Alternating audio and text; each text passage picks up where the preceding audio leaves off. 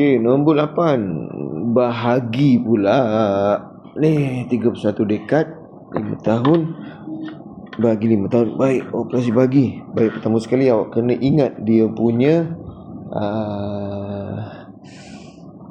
standard piawai dia lah. Maksudnya tahun ini akan 1, 2, 3 akan naik, 1 akan naik sampai berapa dia akan bertukar menjadi dekad, supaya ditukar namanya dekad.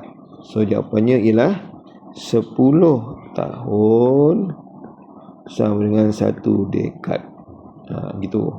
Okey, jadi kalau tak cukup dekad nak ditolak, kenalah jadikan pinjam 10, bukan pinjam 1.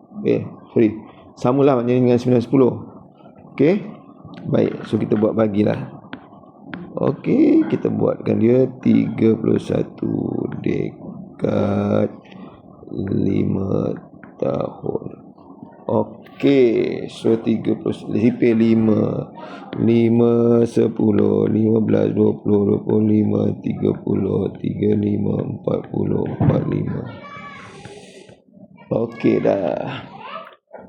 Jadi 30 kat sipir 10 ni yang boleh paling kecil ialah 50. Tapi ni 3 mana tak cukup, tak boleh. Kena tengok keduanya. 31 yang paling hampir, cari 31 dan mestilah kurang. So jawapannya 30. Letaklah sini 30.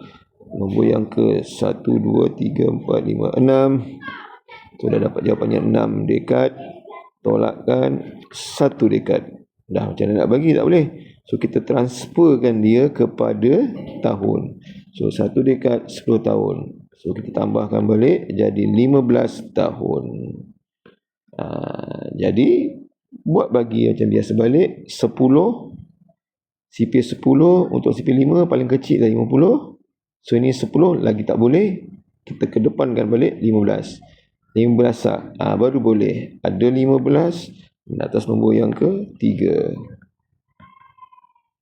So jawapannya ialah 6 dekad. Apa aku buat tu? 6 dekad 3 tahun.